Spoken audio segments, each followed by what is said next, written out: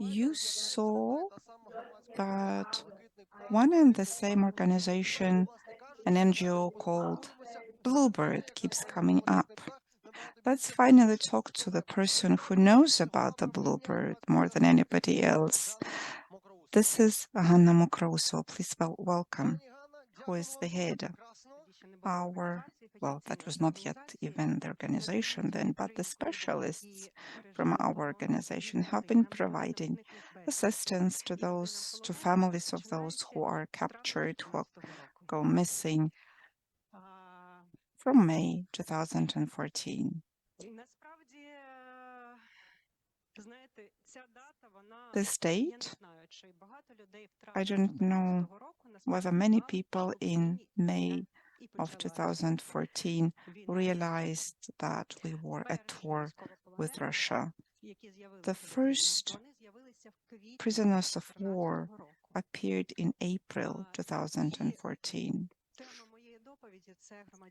And I will talk about the civil society in my presentation. What makes Ukrainian situation special is that the work, the support that we provided to people who return from captivity in the first 6 months, at least the first 6 months, when the war started. This was all done by the civil society only. And this is something which is very special about Ukrainian context. 6 months, it's still before the center with the security services of Ukraine, the services for the prisoners of war. But that was the time when the state took responsibility of the exchanges, because Vladimir told us in the beginning that in the very first month it was not done by the state. Sometimes it was doubtful and questionable, but it was the civil society that started to react to challenges and helped the state build a system of continued support.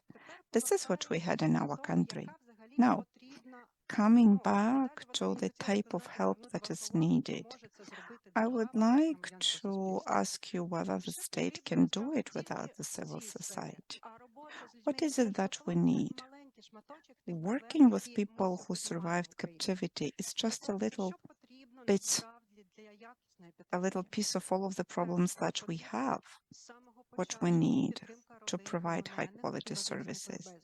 We need to provide support to the families of those who are kept or who are missing. 26,000 people are believed to be missing now. And we understand that if you have to multiply it by 3 or 4 to get family members, this is a lot of people.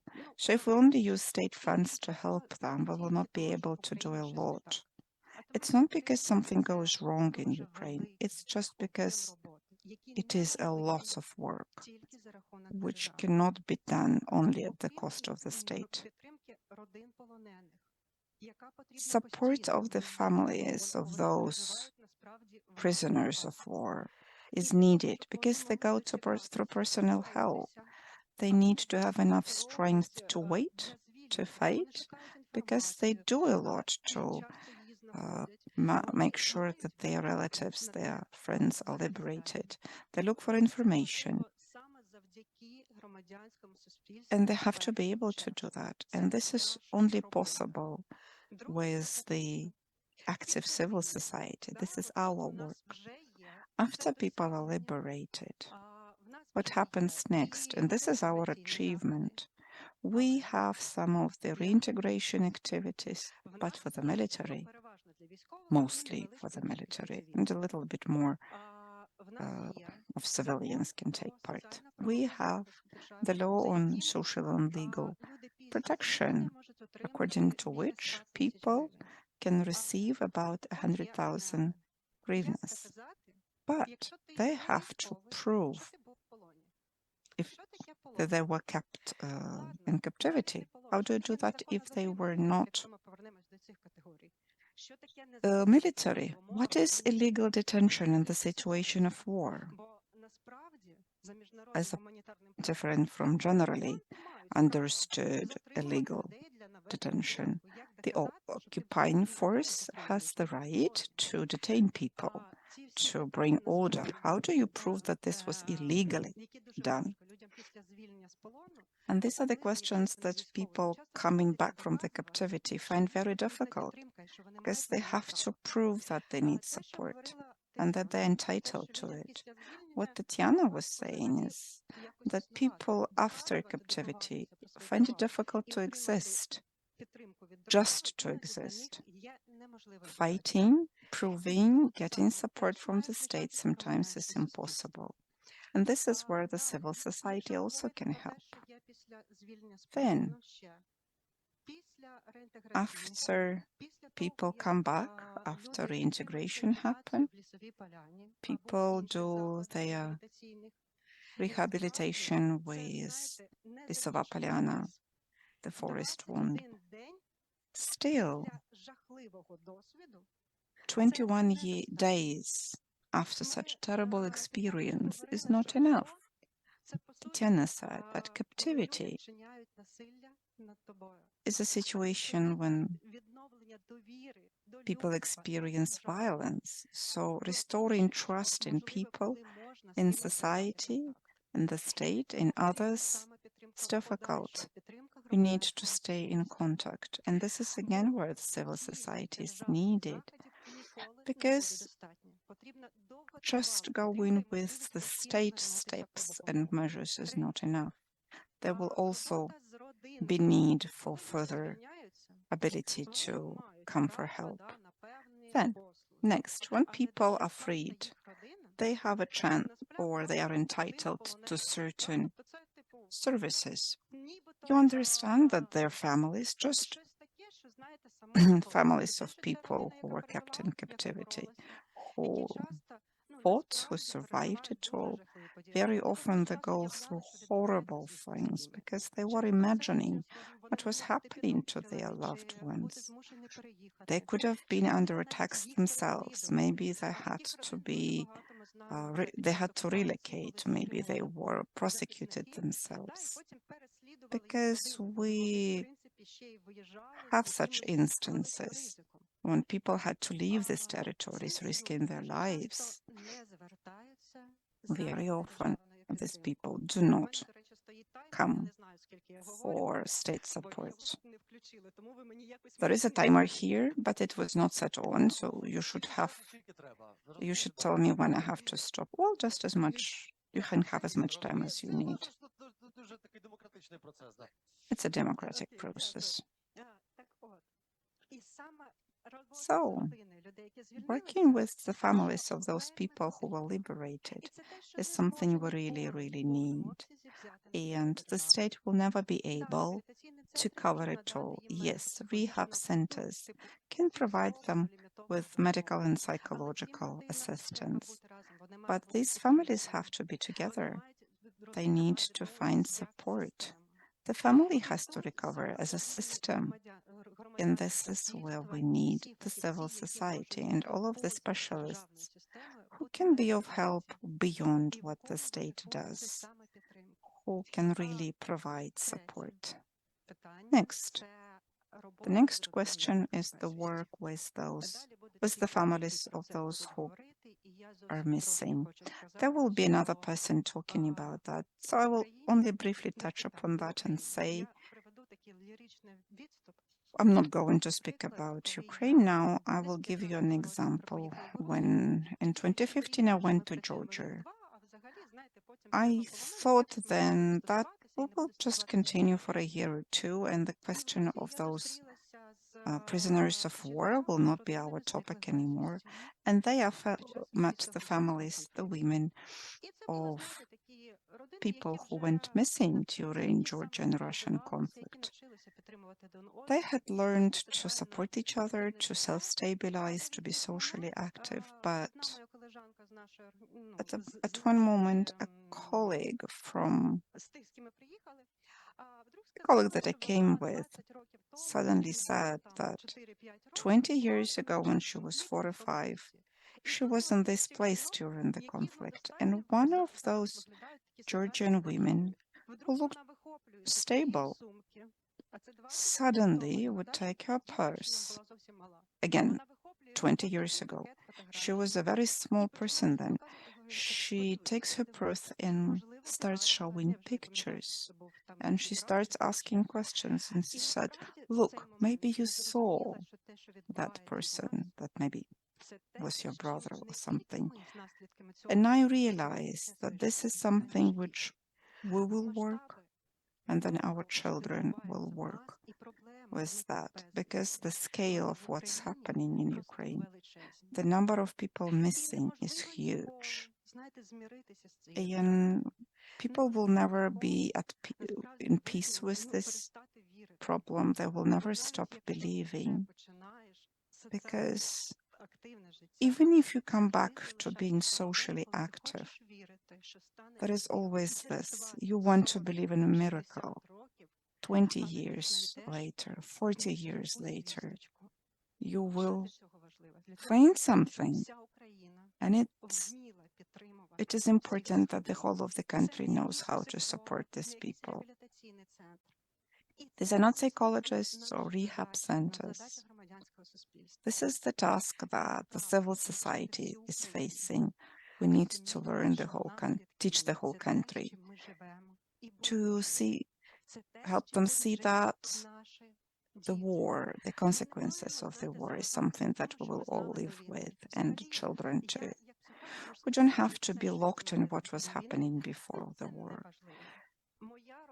I will now say that whatever I knew before the war is relevant. What is relevant is something which I was doing starting in 2014. Everything that I learned from the people who came here was useful. But those were people who came and went.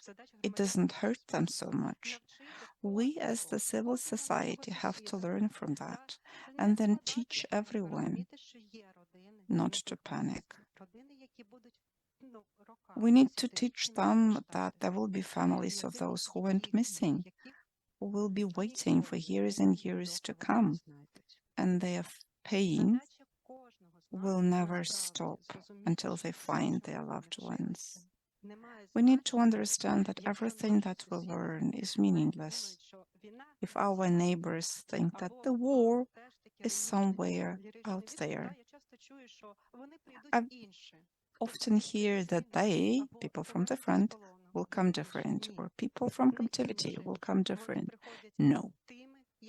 They will be the kind of people who survived captivity with this experience. It's not different. They just have they have experience of war. And they are the kind of people who survived that. Just what they can be, and that's it. And Ukrainian citizens need to understand what captivity is, how they can bring help, and understand that this is our history, the history of the whole of the country. And the civil society faces a huge task here. It's not that we have to oppose the government like the state does something, but we do it better or more.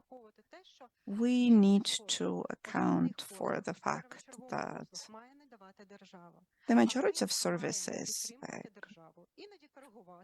some emergency services, this is something that is provided by the state, and we sometimes help, sometimes criticize, but we also do what needs to be done. One more thing that I want to highlight is this. We've been talking a lot about the people who survived captivity, but we still need to remember about a group of people who we don't know what they went through from the point of view of their legal status. These are the people who survived occupation. What is it that they survived? What are they entitled to? The people who were kept in some basements, maybe tortured as well, who are they? What kind of support are they entitled to? And this is again a big question. I'm not saying that something's lacking. I'm saying that this is where the civil society is of paramount importance. We should understand that, well, for me personally, I think that people who were tortured should be treated as people who survived torture, no matter whether they have the status officially or not. So once again, these people are taken care of by the civil society. The people who we do not know what they survived and what they're entitled to. And this is one of the questions that we need to ask. What is it that they are entitled to? And I'm very grateful to the Kharkiv civil rights defenders who come to these villages and the places and talk to the people, because they have rights, even if we don't know about what kind of rights these are. And we need to understand that the number of people who suffered from the war is much larger than is covered by categories of these offenses. And I'm very grateful here to each civil society organization, each NGO that talks about it. На мій погляд, на сьогоднішній день особливість українського контексту є в тому, що From my perspective, the speciality of the Ukrainian context is that the civil society, right from the very beginning, has been in close touch and collaboration with the government. Nowadays, the civil society, without the help of the government, cannot deliver any assistance. Just like the government, seeing the whole scope, will not be able to handle this great amount of tasks without the help of the civil society. Second point to make, we have to appreciate our experience, value it. We need to understand that no matter who we are learning from, we are specialists in the way support is to be delivered in our country.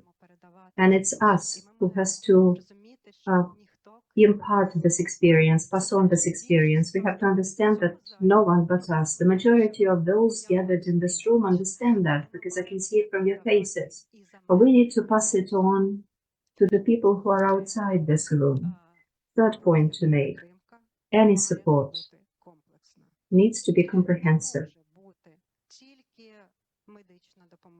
So we may not deliver just medical or psychological assistance to the people who have survived captivity. They have a whole lot of different questions. It's impossible to provide such help separately. This has to be comprehensive medical, legal, psychosocial support. We have already been speaking today about recovery of documents.